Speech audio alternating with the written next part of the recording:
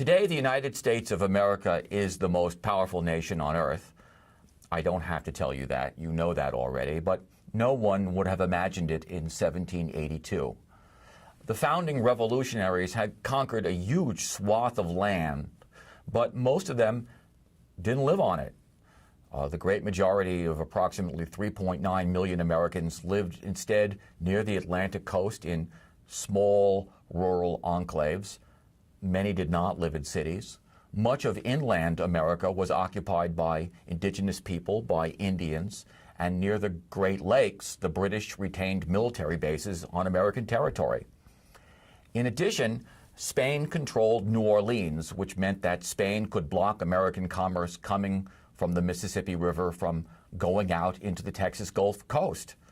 Most importantly, although there was now a United States of America, there wasn't much of a sense of national identity, a sense of common nationhood. John Adams famously complained that we have no Americans in America, at least not yet. On top of that, America still had no American government. So the first step for the founders was to create one, and it was based on a constitution called the Articles of Confederation. The Continental Congress drafted the Articles of Confederation in 1777, and the 13 states ratified them in 1781. But the Articles of Confederation weren't really a constitution for a country, for a real nation, as much as they were sort of a mutual defense pact for 13 countries. The Articles defined the United States as a firm league of friendship, a league, sort of like a bowling league, sort of an alliance of teams. The Articles had a one-house Congress. Each state got to cast a single vote. For many kinds of legislation, all the states had to vote yes, which made lawmaking much harder. There was no president to enforce laws. There was no judiciary to determine whether the laws conformed to the Constitution. In other words, the Articles of Confederation provided the bare minimum framework for nationhood, and really no more. Nonetheless, the United States of America, as the Articles of Confederation called it, had to deal with the question of how the vast quantity of land north of the Ohio River would be settled. That is, how Americans would buy and settle the land. This had to be dealt with as soon as possible. So the United States passed a series of ordinances to deal with the problem. What's an ordinance? Well, it's basically a legal decree, otherwise known as a law. So the Ordinance of 1784 said that the Ohio area would be divided up into districts. These would be governed by Congress at first, then eventually admitted to the USA as member states. Then the Ordinance of 1785 set up how the land would be sold. The government would survey the land, measure it out, then sell it in square miles. A square mile is 640 acres, and each acre could be sold for $1. So a square mile went for $640. These square miles were called sections. The ordinance also required the land to be organized into townships. These townships consisted of 36 square miles, or 36 sections. Section 16, this is important, Section 16 was always set aside for a public school. 4 other sections were set aside for Revolutionary War veterans. In truth, many settlers could not afford to buy entire square mile sections.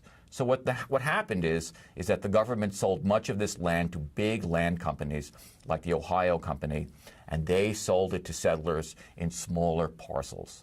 This was controversial, and many settlers pressed the government for more affordable land prices or even free land, which eventually happened during the Civil War. Finally, Congress enacted the Northwest Ordinance of 1787. This called for the eventual creation of 3 to 5 states in the area. These states were called Ohio, Indiana, Illinois, Michigan, and Wisconsin. And the whole region came to be known as the Old Northwest.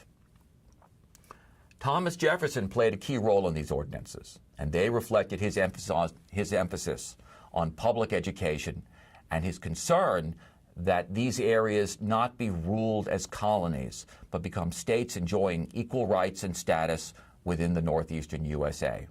This was Jefferson's idea of an empire of liberty rather than an empire with a mother country and then some colonies. Jefferson did not want the U.S. to replicate what Britain had become on the eve of the Revolutionary War, a colonial power. It should be noted that slavery came into these ordinance discussions. Congress almost added a clause to the 1784 ordinance that would have banned slavery, barred slavery across the whole West. It failed by a single vote. The Northwest Ordinance included a provision barring slavery from the old Northwest, but it was ignored by many of the settlers moving into the area. In addition, the Northwest Ordinance promised that Indian land would not be taken without consent, and that and I'm quoting here, the utmost good faith would be pledged to the Indians. But this assumed that through a process of purchase and treaties, Indian land would peacefully transition to Europeans, and as we shall see, that's not how it worked out. But aside from land distribution, the Articles of Confederation were just not a very good tool for running the United States of America. The Articles, for example, contained no effective mechanism for the country to pay its war debts. They contained no effective mechanism for negotiating trade agreements with the British Empire or any of the other empires for that matter.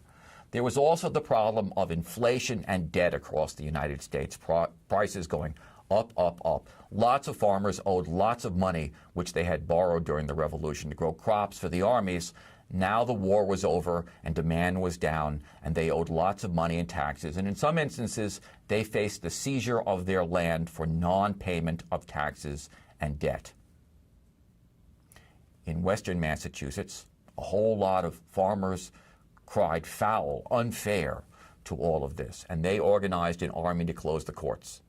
Once the courts were closed, they could not issue orders to foreclose on their lands, the farmers' lands. Problem solved, or supposedly solved.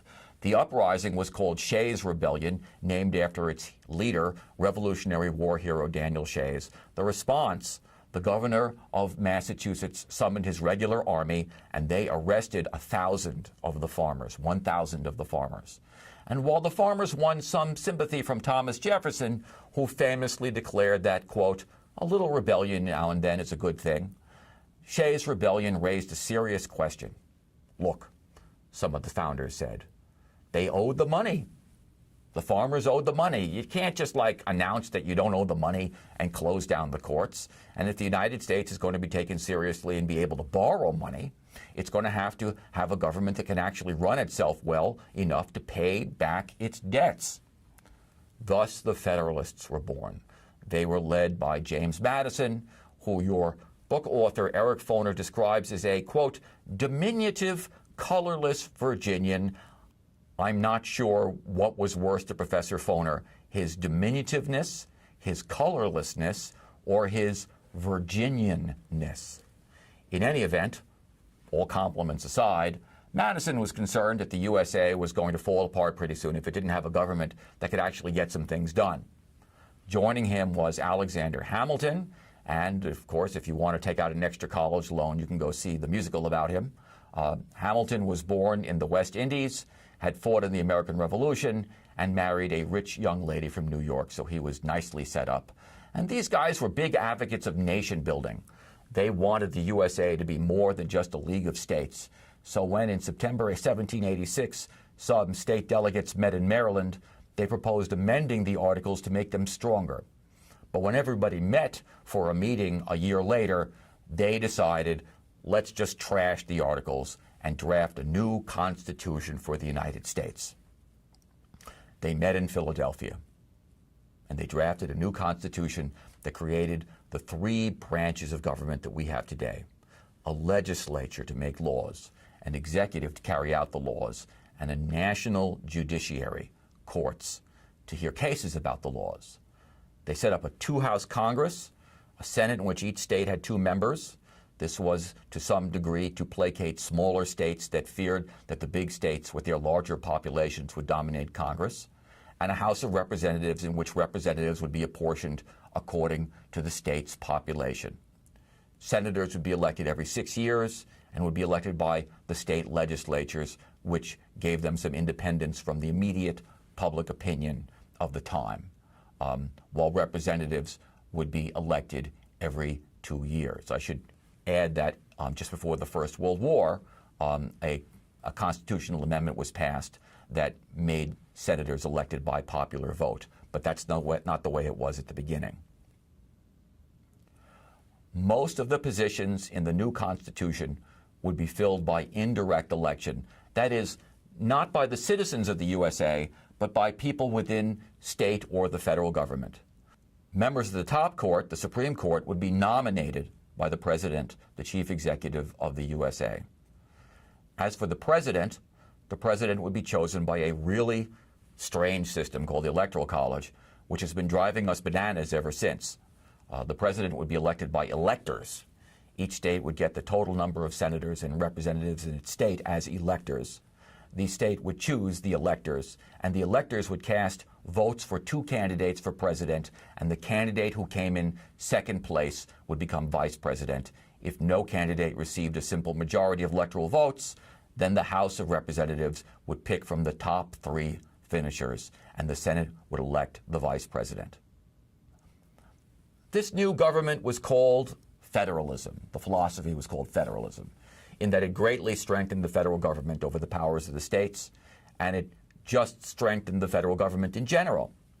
It gave Congress the power over tariffs, that is to say, the ability to tax imports coming into the United States. It gave Congress the power over interstate commerce, over patents, over rules for bankruptcy. It gave the President the power to ask Congress for a declaration of war. But it also emphasized the separation of powers, executive, legislature, and the courts. So the federal government would not become too powerful. The 3 branches would also check each other's authority. The most difficult issue that the signers of the Constitution grappled with was, of course, slavery. The founders of the Constitution had the opportunity to do away with slavery, to set up a clean slate, to end this cruel institution and begin anew. Instead, they embedded slavery more deeply into American society. The Constitution added a slave trade clause that allowed the slave trade to continue through 1808. This resulted in 170,000 Africans brought to the new nation as slaves. South Carolina and Georgia alone imported 100,000. It added a fugitive slave clause that stipulated that a slave was still a slave even if she or he escaped to a state where slavery had been abolished, and that free states had to return the slave in question to bondage. They also added the infamous 3/5 clause. It provided that 3/5 of the slave population will be counted in determining each state's representation for the House of Representatives and the Electoral College, and this greatly increased the power of the slave states. And this paid off for those states. 12 out of the first 16 American presidents were slaveholders. Many of the signers of the Constitution detested slavery, but they wanted to placate the slaveholder classes in order to keep the country together. And the price for that was an increasing reliance on race and skin color to determine who could or could not become a citizen of the United States. This was revealed in the Naturalization Act of 1795, which allowed anyone to come to the USA and become a naturalized citizen, provided that they qualified as a, quote, free white person of good moral character. Thus, most people of African or Asian descent were not qualified to become citizens, even though 1/5 of the U.S. population consisted of Africans and their children, their descendants. Eventually, they would be allowed in 1870, and Asians would be allowed beginning in the 1940s. Here's the bottom line. The United States Constitution was a remarkable document in many ways, but it was also a time bomb, and it reflected the tortured attitudes of a society that now sought racist justifications for the continued existence of slavery. Alexander Hamilton saw this as it was happening. He commented that the natural facilities of blacks were, quote, probably as good as ours, but the existence of slavery, quote, makes us fancy things that are founded neither in reason or experience. Thomas Jefferson provides a very good example of this. He reflected the divided mind of his generation. He declared that, quote, "Nothing is more certainly written in the hand of fate than these people, black people, are to be free." Yet he questioned their innate mental abilities, even when confronted, for example, by a black man who had taught himself mathematics and published an astronomical almanac. An almanac is a calendar of events.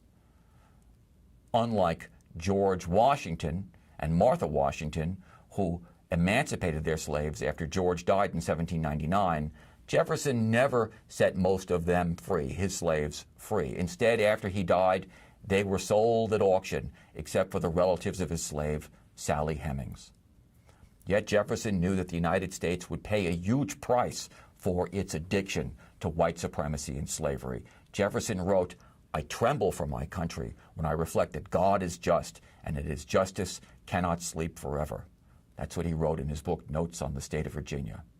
The United States of America was heading towards God's justice in the form of the American Civil War, the worst war in American history, and we'll get to that war very soon.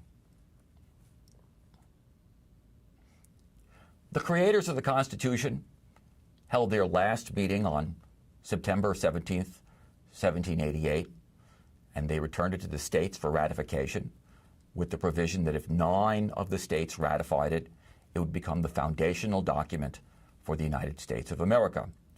But lots of Americans didn't like this new proposed Constitution.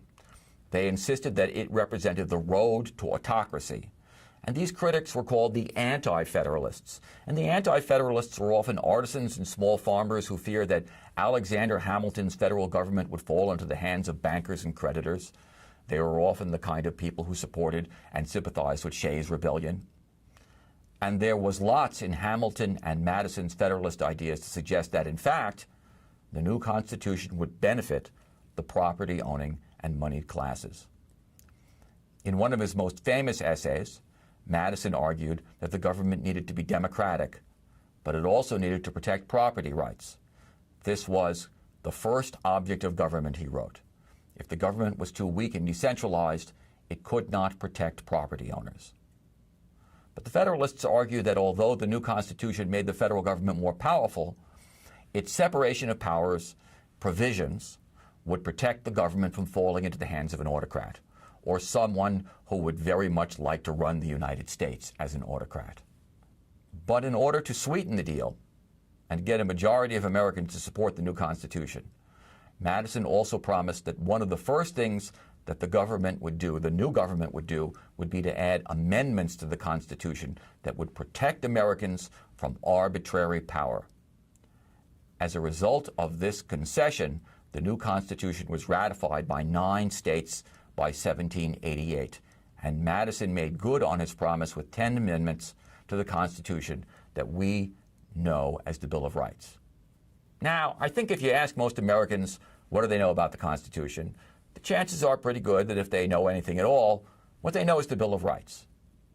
Ironically, Madison didn't think the Constitution needed a Bill of Rights. He argued that since the Constitution didn't give the government the right to regulate speech, you didn't need a rule like the First Amendment, which prohibits the government from prohibiting the free exercise of speech. He called these rules parchment barriers and predicted that they would not help Americans in times of crisis. And to some degree, Madison was right.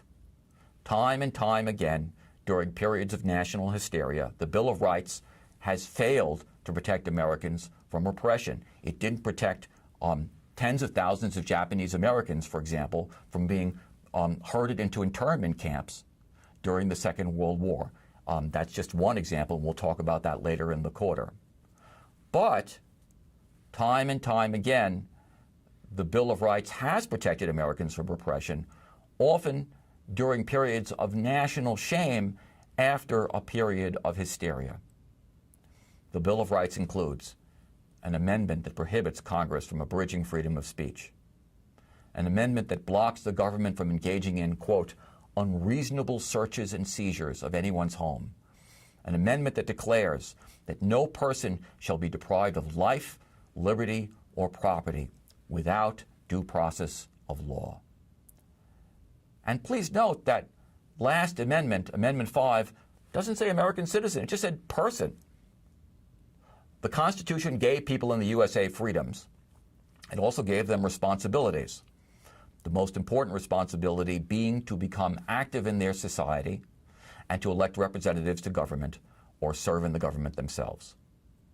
We will now look at how the first generation of Americans accepted those responsibilities and how the United States evolved as a political society from 1791 through 1815. On April 30th, 1798, George Washington became the first president of the United States. He gave an inaugural speech at the government's headquarters in New York City, and he was at the end of his life when he became president. He more or less said so in his inaugural speech. Washington was, he said, and I quote, "summoned by my country, whose voice I could never hear but with veneration and love, from a retreat which I had chosen with the fondest predilection, and in my flattering hopes, with an immutable decision, as the asylum of my declining years, a retreat which was rendered every day more necessary as well as more dear to me by the addition of habit to inclination and of frequent interruptions in my health to the gradual waste committed on it by time." Through the course of his life, Washington suffered from tuberculosis, diphtheria, dysentery, malaria, carbuncle, basically a bump on his face that may have been a cancerous tumor, and pneumonia. It's actually amazing to me that he actually lived to the age of 67, finally dying of a throat infection in 1799. Nonetheless, Washington became a symbol of national unity. He brought to his cabinet the revolutionary generation, John Adams as vice president, Thomas Jefferson as Secretary of State, the nation's #1 diplomat, and Alexander Hamilton as the Secretary of the Treasury. But no sooner did Washington become president than deep differences emerged across the country. Alexander Hamilton's economic strategy was to get the United States to pay off its debt. By restructuring the debt, debt holders would receive new interest-bearing bonds equal to the amount of money that they were owed. This would give all the people the U.S. owed money to an investment in the country's success.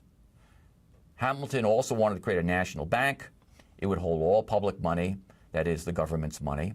It would loan money to the government when necessary.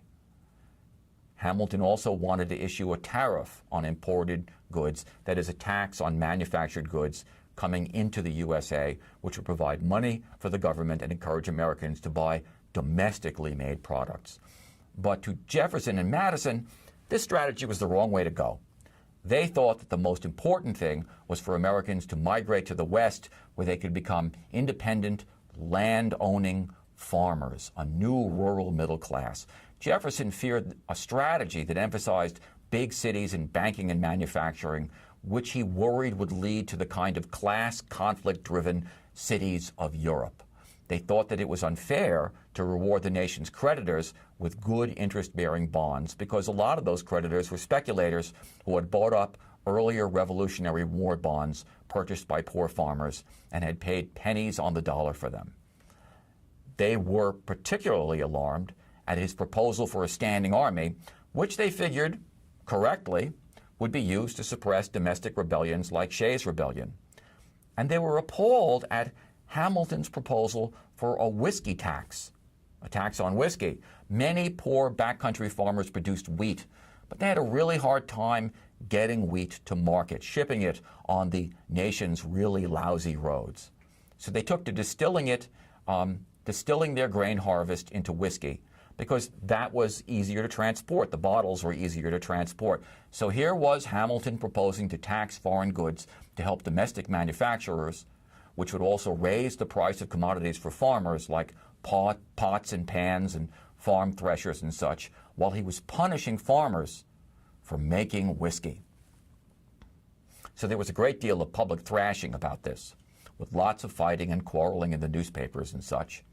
Finally, in 1790, Jefferson sat down to dinner with his supporters and Hamilton's supporters, and they came up with a deal. The nation's capital would be moved to a location on the Potomac River between Maryland and Virginia. Southerners hoped that this new capital would boost their own presence in the federal government, while lessening the presence of northern bankers and manufacturers. A fellow named Major Pierre Charles L'Enfant designed a big, elaborate capital based on the great cities of Europe, and the area was surveyed by Benjamin Banneker, an African-American scientist, a free African-American scientist who had sent Jefferson that star almanac that I mentioned earlier. Most of the buildings were built by slaves. The tensions that emerged almost immediately after Washington became president were deepened by the French Revolution. Most Americans at first supported the French Revolution. Thomas Paine went to France and became a delegate to the French National Assembly, representing the area of Calais. Obviously, many Americans were sympathetic to overthrowing a monarchy and setting up a democratic government, which the colonists had just done. And of course, France had helped the U.S. liberate itself, so there was that. But in 1793, the French revolutionaries executed Louis XVI, then executed a lot of other people, including former revolutionaries, then got into a war with Britain, and pretty soon the glow on the revolution subsided for lots of people. As the conflict between France and Britain got worse, the United States was drawn into the conflict. A French diplomat named Edmond Genet arrived in the U.S. to draw up support for France, and soon he was commissioning American ships to attack British vessels, the ships displaying the French flag. The Washington administration was furious at this development and asked France to send him back to Paris. Genet, as your textbook notes, decided that France was too hot to handle and instead stayed in the USA and married the daughter of the governor of New York. But then the British started attacking ships trading with French-controlled islands in the Caribbean, the French West Indies, and began impressing sailors. That means kidnapping them and making them work for British ships. And many of these impressed sailors were Americans. So the first Chief Justice of the Supreme Court, John Jay, went off to Britain and he complained about this, but then negotiated a treaty that many Americans regarded as really kind of lame. It didn't address the impressment problem or the rights of American ships. The only thing Britain agreed to do was abandon its forts on the western frontier. In return, the U.S. guaranteed favored treatment to British imported goods, which meant that they would be subject to less tariffs than other countries, which meant that effectively the first treaty the USA signed was a treaty favoring Britain over its savior, France, to which Jefferson and his followers said this was an outrage. By the middle 1790s, the U.S. had developed what it has to this day, its wonderful two-party system, which we all love and hate. There were two parties. There was the Federalist Party, associated with George Washington, John Adams, and Alexander Hamilton. And there was the Republican Party, associated with Thomas Jefferson, which you should not associate with the Republican Party of today because they're different. The Federalists were mostly supporters of Washington and Hamilton and supported the USA drawing closer to Britain and helping the manufacturing sector and the banking sector. They argued that America should be governed by an elite and that democracy could only go so far. The rabble had to be contained. The government had to be maintained by, quote, the rich, the able, and the well-born, in Hamilton's words. It was probably the only time a major party ever said this up front. Vote for us rich folks, you losers. And the Federalists, who controlled the government at the time, really meant it. In 1794, a bunch of backcountry farmers blocked the tax on whiskey that I spoke of earlier from happening in western Pennsylvania. They raised banners declaring liberty or death. So George Washington helped lead an army of 13,000 militiamen to the scene of the revolt, and the farmers of the whiskey rebellion scattered. It appears that one of the reasons why Washington showed up personally was that he wanted to convince Europeans and U.S. debt holders that his new government could maintain order and survive. The Republicans, on the other hand, were much more sympathetic to the small d democratic ideas of the French Revolution and were the Farmers' Party, both the farmers of the South and the small farmers of the old Northwest and New England and the middle colonies like New York. They opposed tariffs and a centralized banking system, which they said would result in banking policies that would hurt farmers and consumers.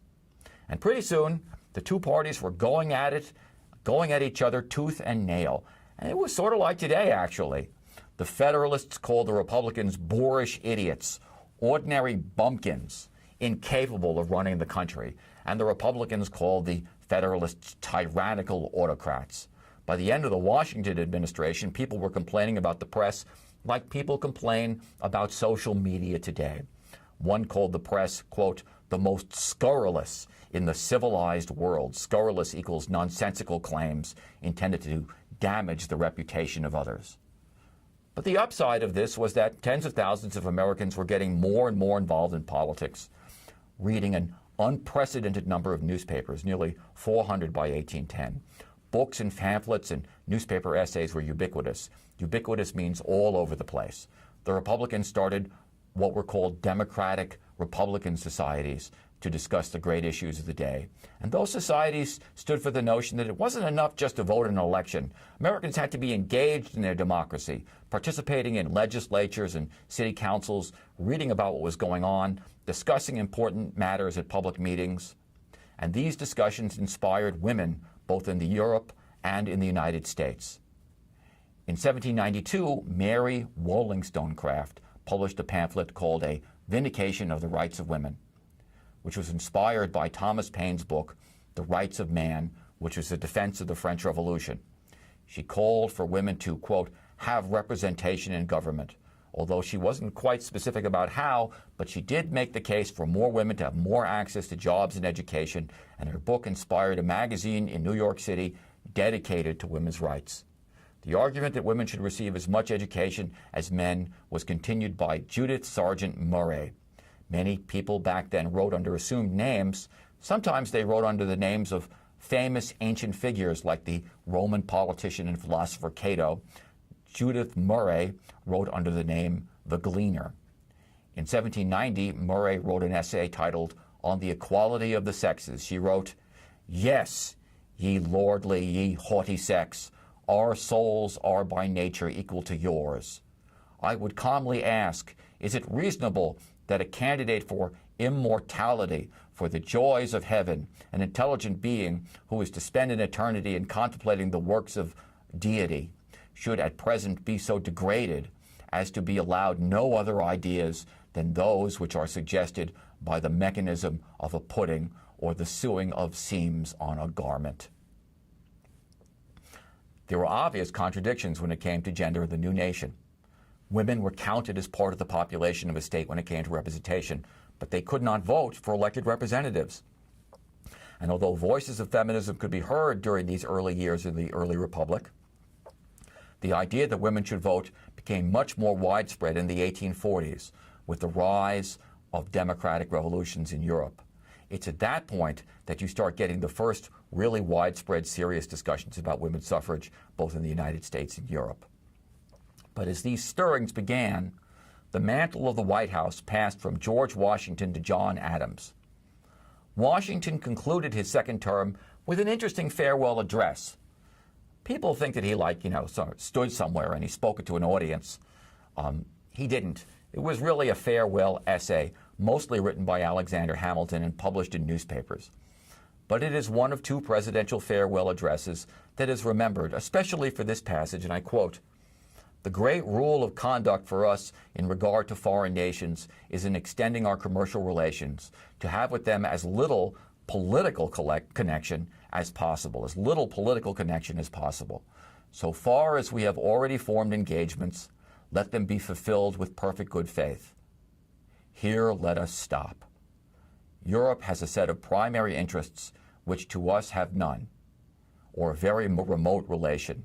Hence, she must be engaged in frequent controversies, the causes of which are essentially foreign to our concerns.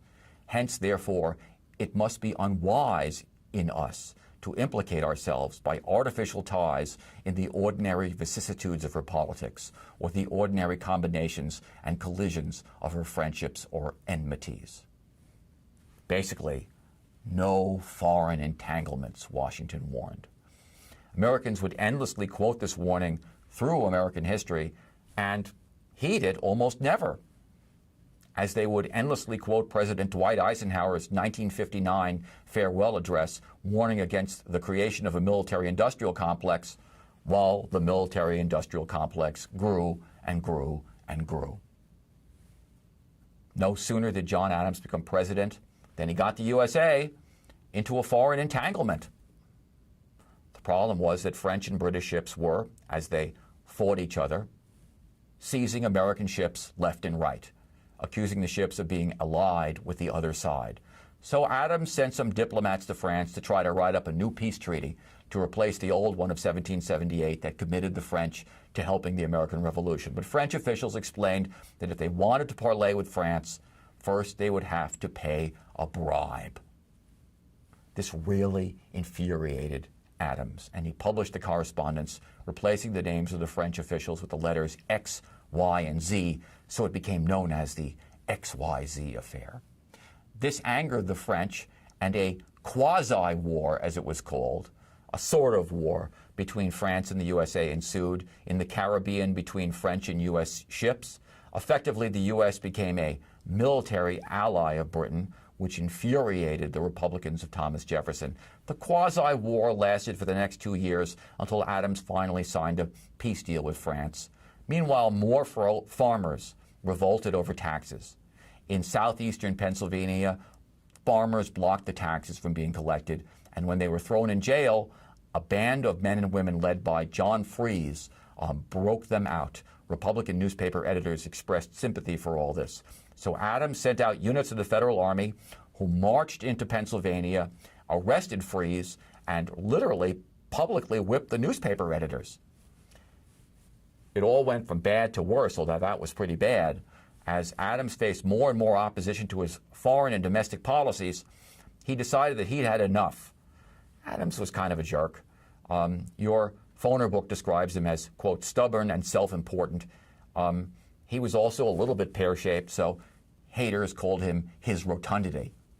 So he got Congress to enact 2 laws. The Alien Act allowed the government to deport immigrants deemed dangerous by the government. The Alien Act sort of worked in partnership with a new Naturalization Act that extended from 5 to 14 years the residency requirements for immigrants who wanted to become citizens. On top of that, Congress passed a Sedition Act. This allowed the government to prosecute Americans who criticized the government. Specifically, it barred, quote, any false, scandalous, and malicious writing or writings against the government of the United States or the Congress or the President of the United States.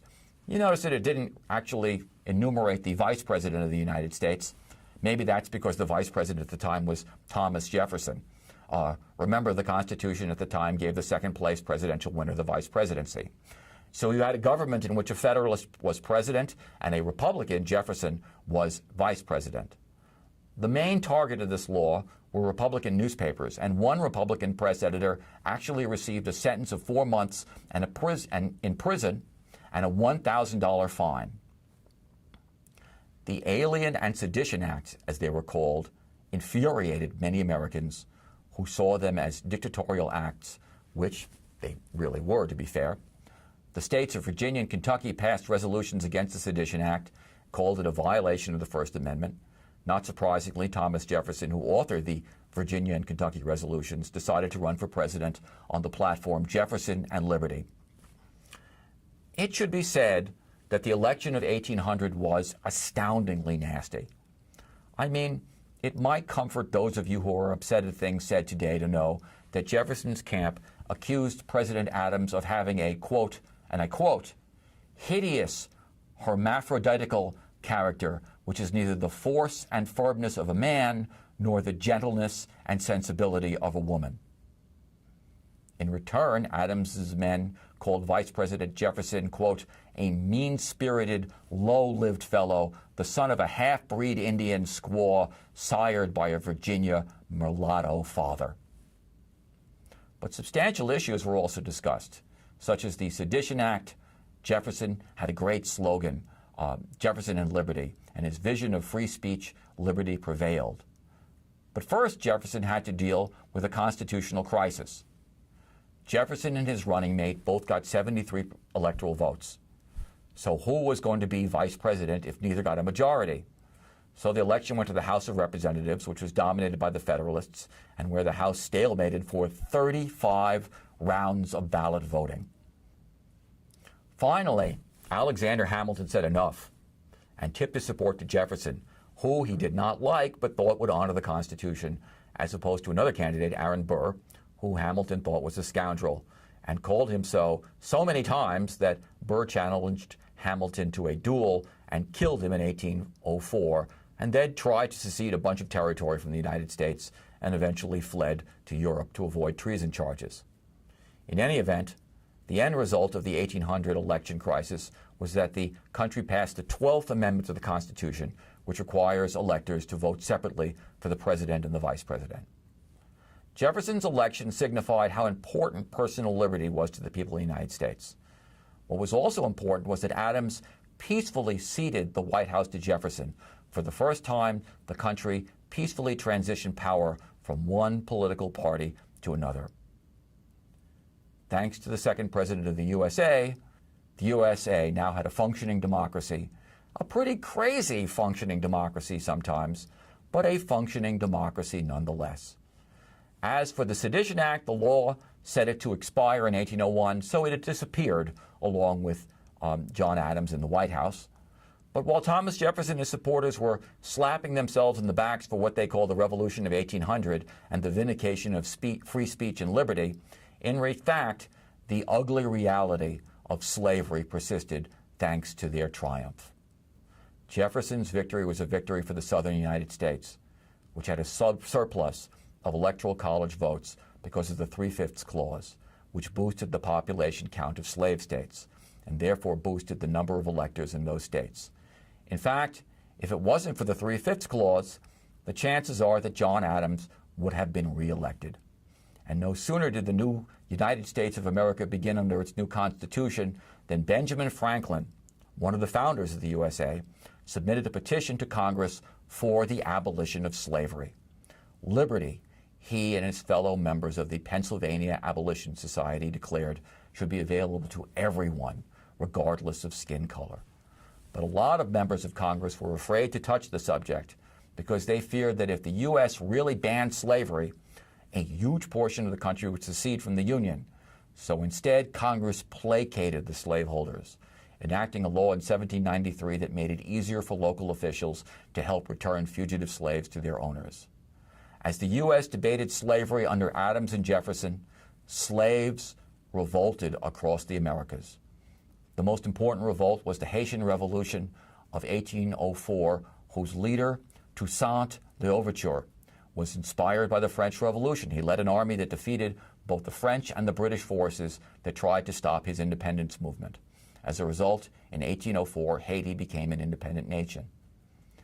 Ironically, the Adams administration had encouraged the Haitian Revolution as a way to weaken France and help Americans dominate trade on the island. But when Jefferson took over, he looked for ways to isolate Haiti, which many white Southerners feared would inspire slave rebellions in the USA.